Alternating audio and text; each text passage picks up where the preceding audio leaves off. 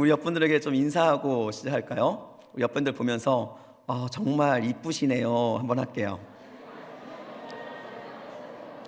네, 우리 남자분들에게는 멋있습니다. 정말 멋있군요. 여자분들에게는 정말 이쁘시군요. 네. 여러분들의 미의 기준이 뭔지 모르겠습니다. 예. 그런데 성경에서는 미의 기준을 한 군데 이야기를 하고 있습니다. 어떤 것을 하나님께서는 무엇을 아름답다고 하시냐면 복음을 전하는 발이여 아름답도다라고 이야기를 합니다. 여러분 얼굴이 이뻐서가 아니라 복음을 전하는 발, 우리 발이 가장 좀 이렇게 안 좋게 대우를 받잖아요. 그런데 하나님께서는 복음을 전하는 발이 아름답다라고 말씀하셨습니다. 여러분 다시 한번 그런 의미에서 아름다운 사람이 되십시오 인사할까요? 설마 지금 제가 아름다운 사람이 되십시오란 말이 무슨 의미인지 모르고 하신 건 아니시죠? 알고 계시죠? 복음을 전하는 그런 아름다운 여러분들이 될 수 있기를 예수님의 이름으로 간절히 축복합니다. 네, 오늘 말씀은 금식에 대한 말씀이에요. 그런데 예수님의 어떠한 대화의 어떤 과정들을 보면 좀 이해가 되지 않는 대화들이 참 많이 있습니다. 우리가 그 공관복음서, 그러니까 마태, 마가, 누가, 요한 복음을 보다 보면 사람들이 질문한 것과는 좀 다른 생뚱맞은 대답을 하실 때가 종종 있어요. 그런데 그 대답은 그 상황을 통해서 그 의미를 이해할 때 예수님께서 왜 그런 말씀을 하셨는가라는 것을 우리가 이해할 수 있게 되는 것입니다.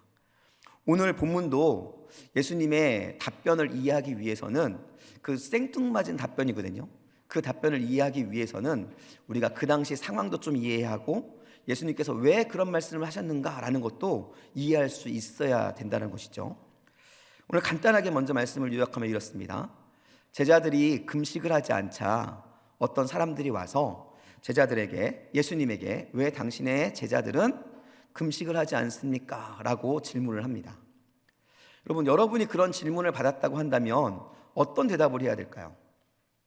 어찌어찌해서 금식을 하지 못했다, 혹은 앞으로는 금식을 하도록 하겠다, 이런 대답이 나와야 맞죠.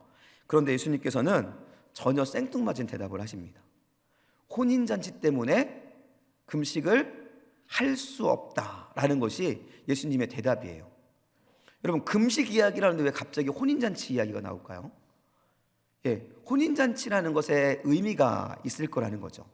이 혼인잔치의 의미가 무엇이고 예수님께서 그렇게 답변하신 이유가 무엇일까? 그것들에 대해서 오늘 여러분들과 함께 좀 나누려고 합니다.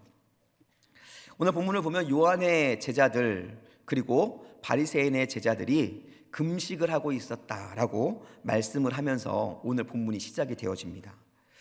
그런데 당시에 요한의 제자들은 요한이 강조했던 금욕, 절제라는 것들을 실천하기 위해서 주기적으로 금식을 했다라고 합니다.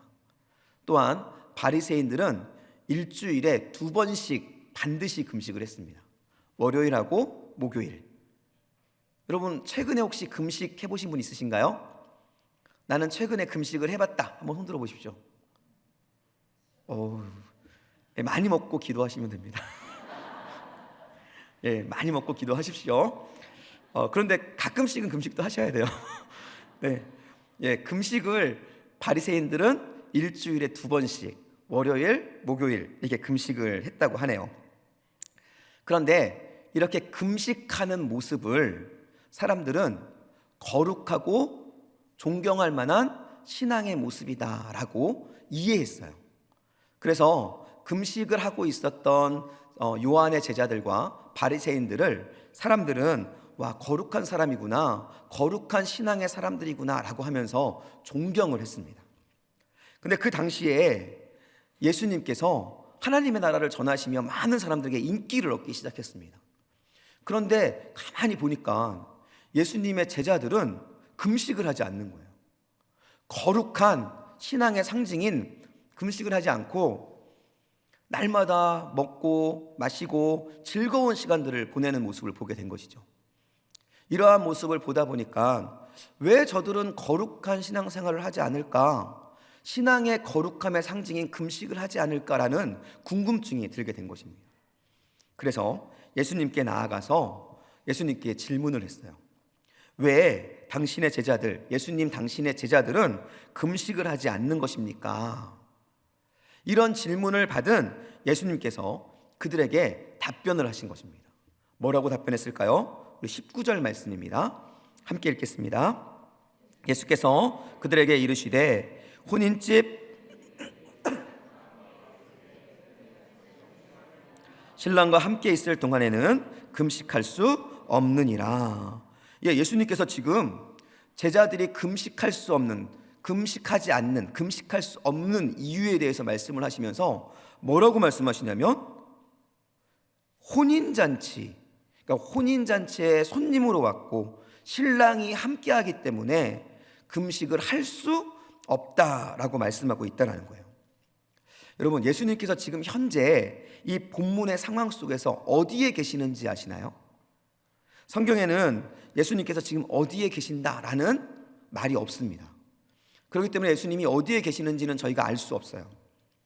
일반적으로 예수님께서는 사람들에게 말씀을 가르치실 때 회당이나 길거리나 혹은 사람들이 많이 모이는 시장에서 말씀을 전하셨습니다.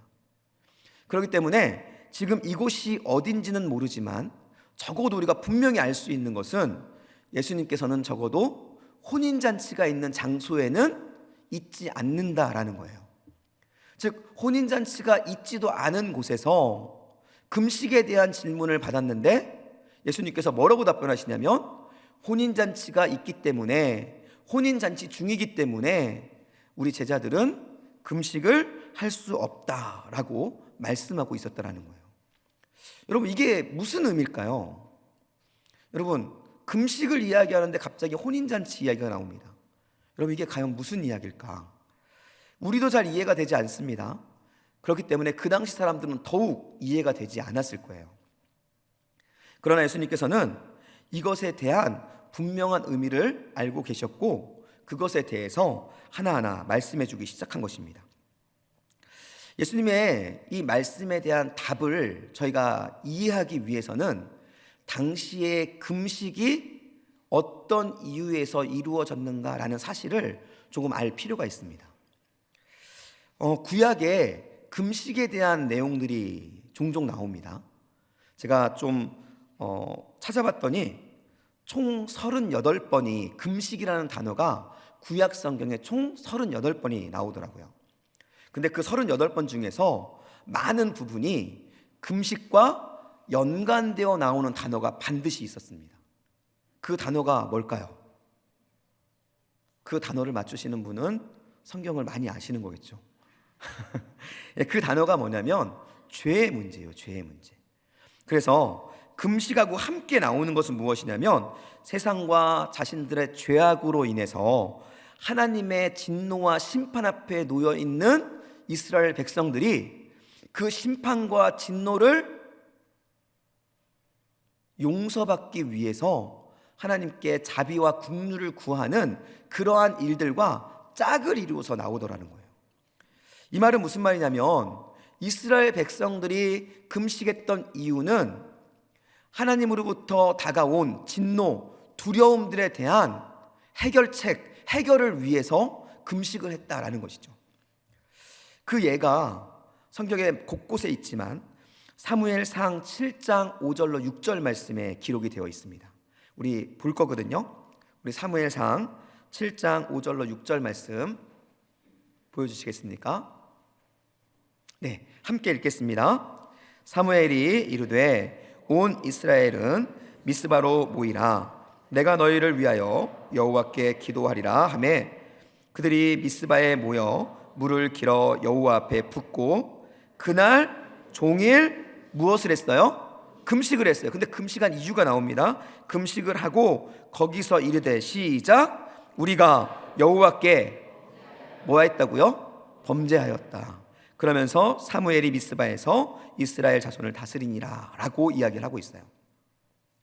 이 말은 무슨 말이냐면 금식과 여호와께 범죄했기 때문에 그 범죄함으로 인한 진노를 용서해 주십시오라는 그 내용이 항상 짝을 이뤄서 등장하고 있다라는 것입니다. 당시 요한의 제자들과 바리새인들은 예수님이 오셨음에도 불구하고 여전히 구약의 관점으로 살아가고 있는 사람들이었습니다. 그러니까 구약의 배경으로 살아가고 있었던 사람이에요.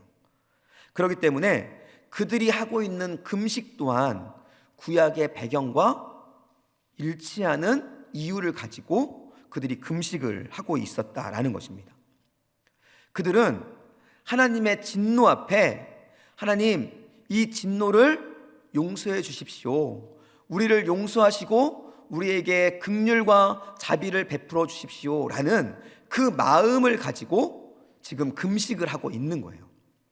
그런데 그들이 지금 금식하고 있는 예수님 당시에 그들에게 하나님의 진노는 무엇일까요? 그들에게 하나님의 진노는 로마의 지배를 받고 있는 상황이었습니다. 그들이 죄를 지어서 바벨론의 포로가 되고 그리고 하나님께서 용서하셔서 다시 돌아왔는데, 그런데 다시 죄를 지음으로 인해서 그들 앞에 어떠한 하나님의 진노가 임했느냐? 바로 로마의 지배를 받게 되었던 거예요.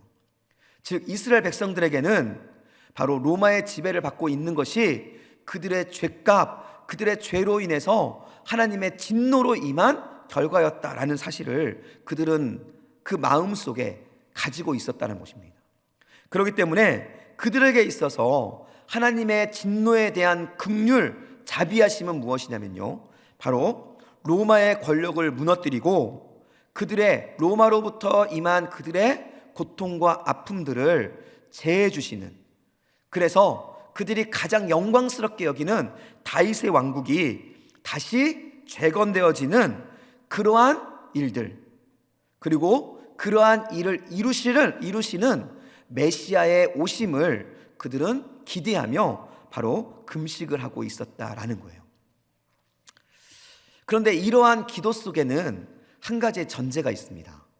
그것이 무엇이냐면 그들의 기도 속에는 그들을 구원할 메시아, 그들을 구원한 그리스도는 여전히 이 땅에 오지 않으셨다라는 것이 전제에 깔려 있는 거예요.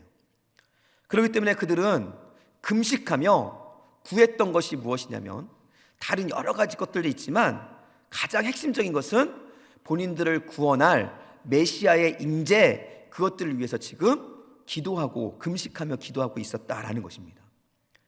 이러한 구약의 금식 배경을 우리가 이해했을 때 그들의 질문, 그들이 요한의 제자들과 바리새인들은 금식하는데 왜 당신의 제자들은 금식하지 않습니까? 라는 이 질문을 우리가 좀 풀어서 이야기하면 이것입니다. 왜 당신의 제자들은 메시아 그리스도를 기다리지 않습니까?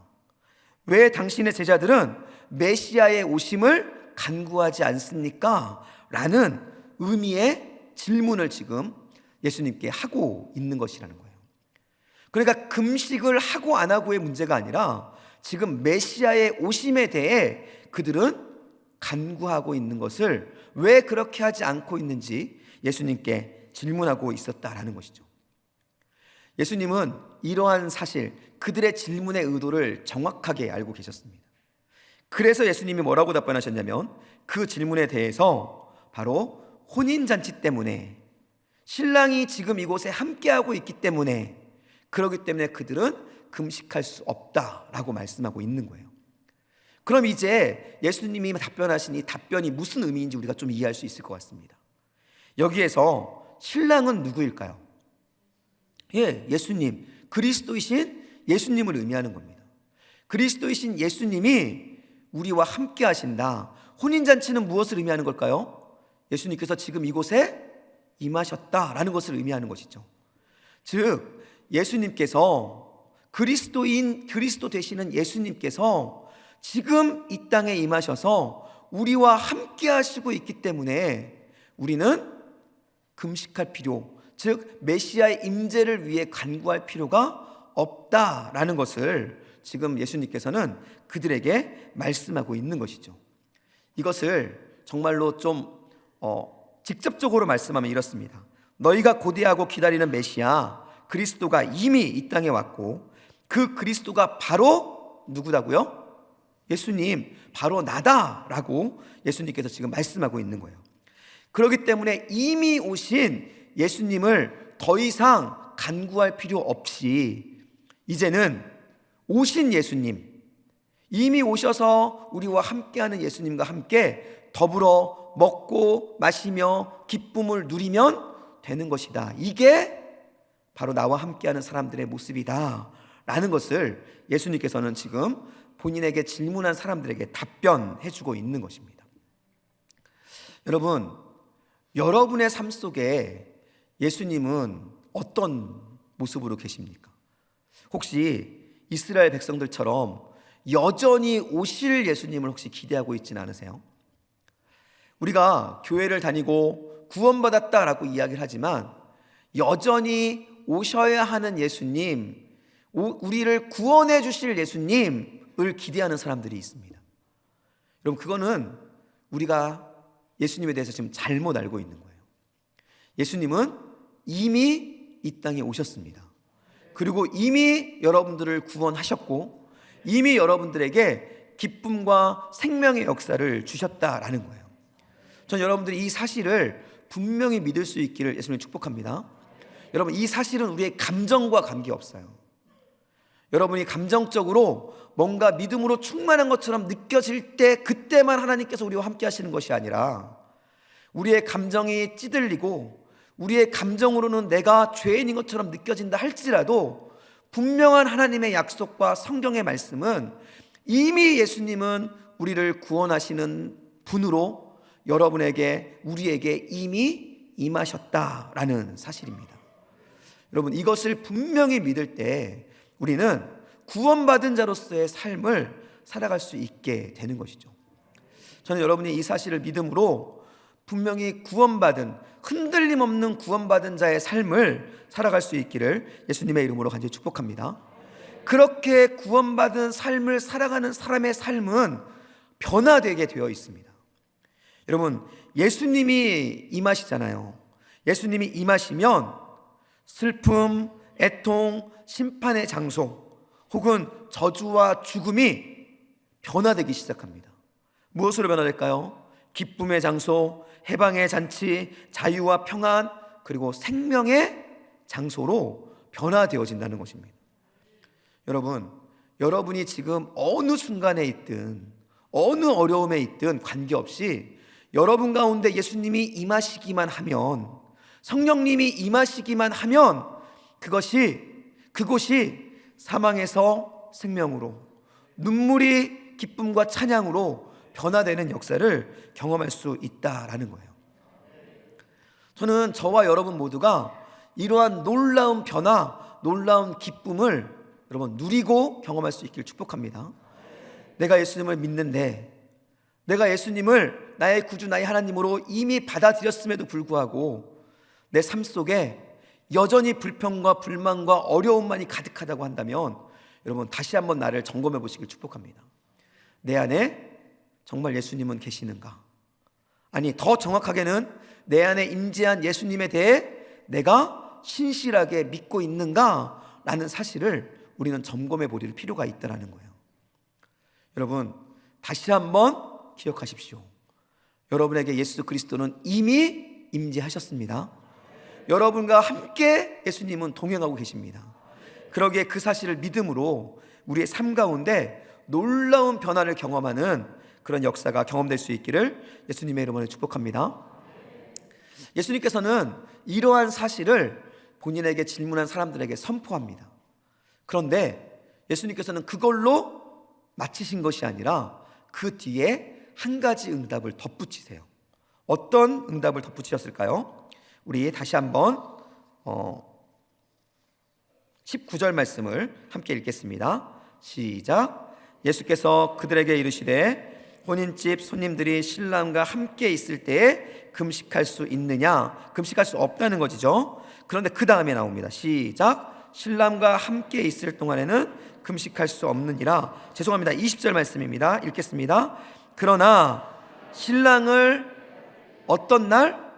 빼앗길 날이 올 것인데 그때는 그들도 금식할 것이다 라고 20절 21절 말씀에 말씀하세요.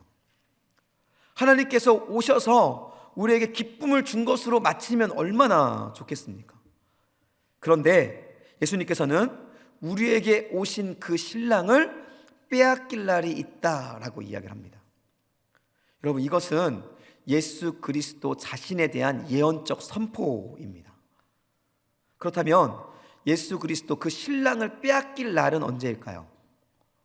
바로 예수님께서 십자가에 못 박혀 달려 돌아가시는 날이 되는 것이죠.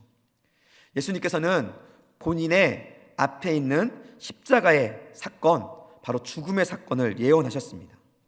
그리고는 그때가 되어지면 예수님의 제자들도, 예수님을 따르는 사람들도 바로 요한의 제자들과 바리새인들과 같이 동일하게 금식하게 될 것이다 라고 예수님께서 말씀하고 있는 거예요. 여러분, 그러기 때문에 우리에게도 금식이 필요합니다.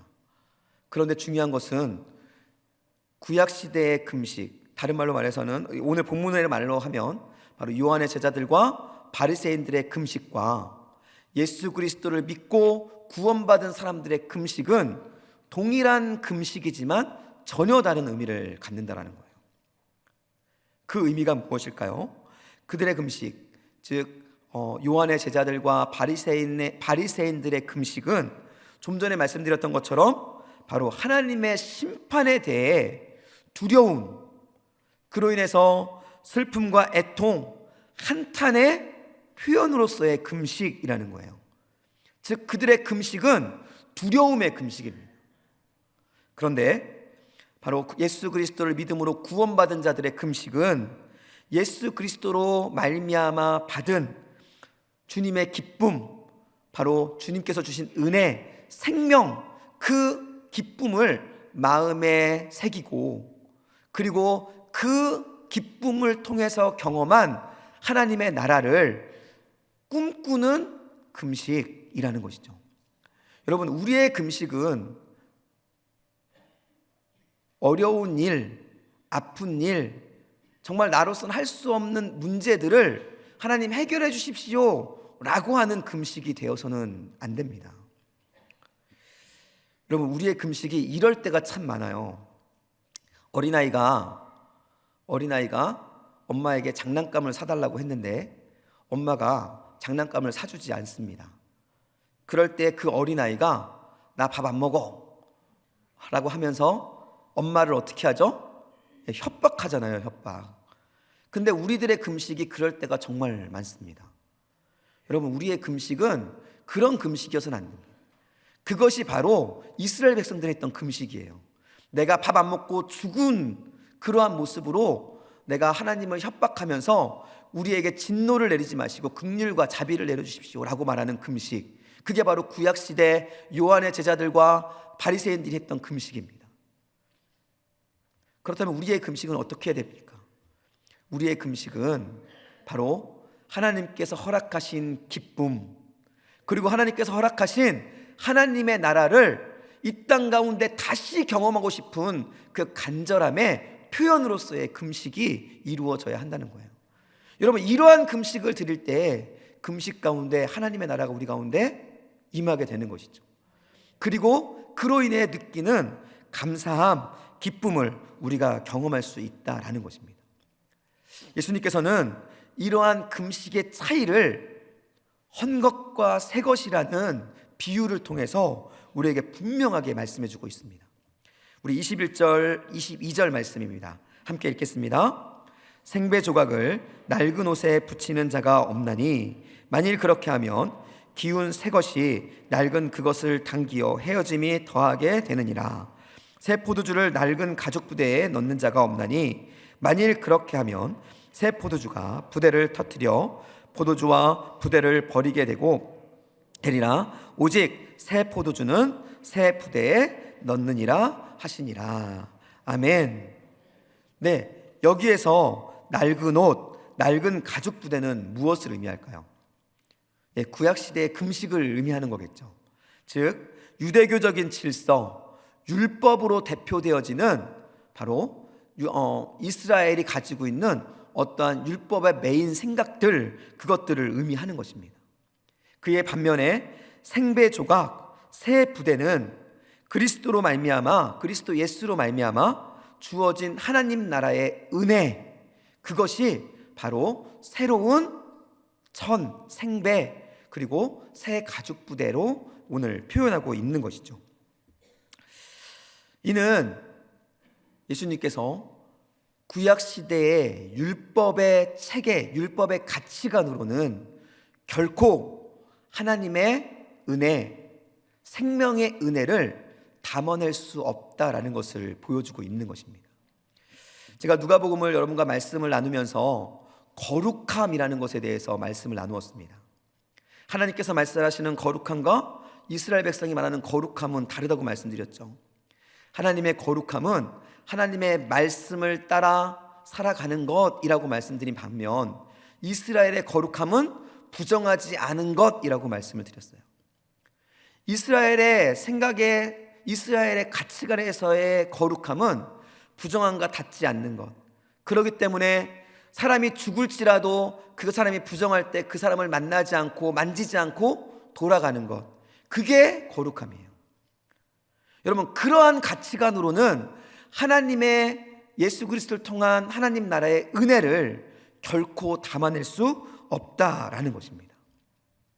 그렇기 때문에 예수님께서는 이스라엘 백성들에게 바로 하나님께서 말씀하시는 은혜, 우리에게 생명을 내어주시고 우리를 살리시기 위해 자기를 죽이신 그 은혜를 품고 가야 한다라고 말씀하는 것이고, 그러한 마음으로 나아갈 때 그때의 금식, 그때의 하나님을 향한 예배가 참된 금식이며 예배라고 말씀해주고 있는 것입니다.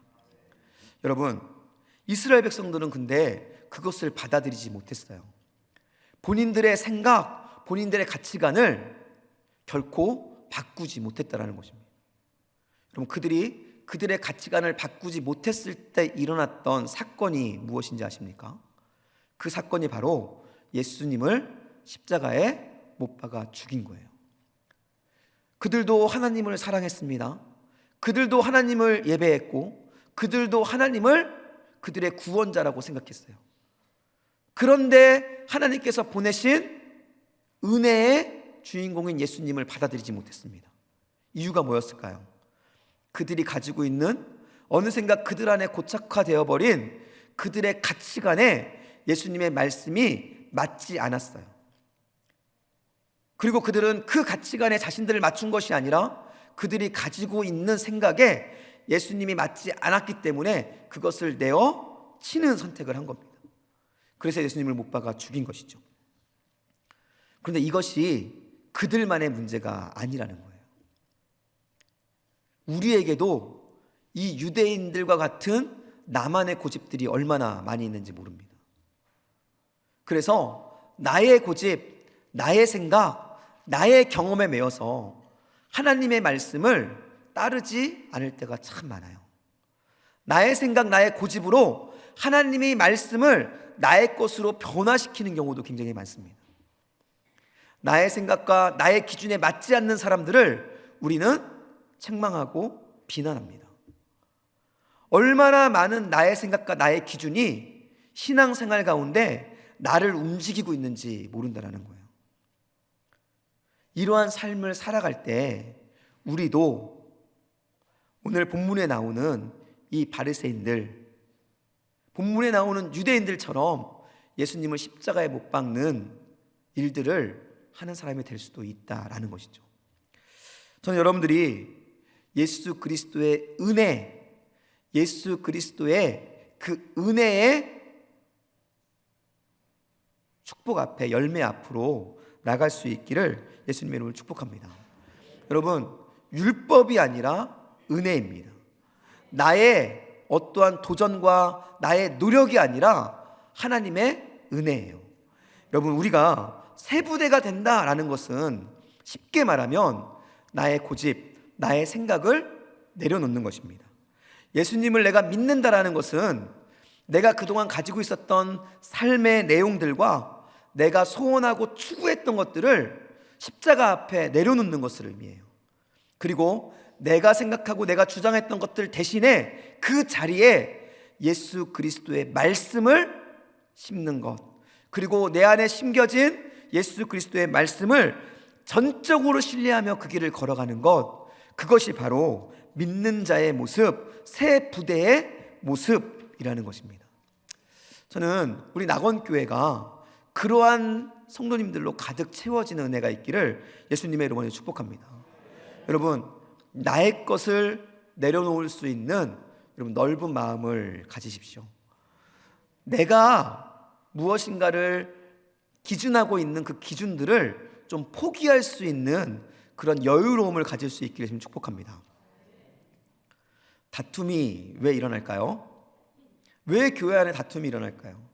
왜 교회 안에 미움이 일어나고 왜 교회 안에 문제들이 일어날까요?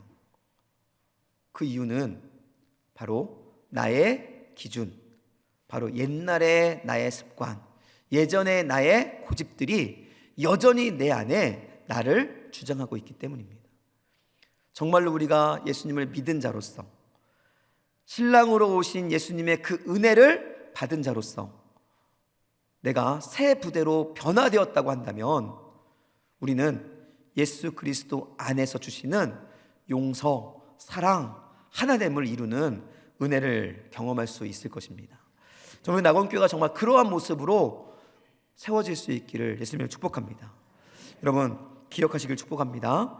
하나님의 나라와 세상 나라는 공존할 수 없습니다.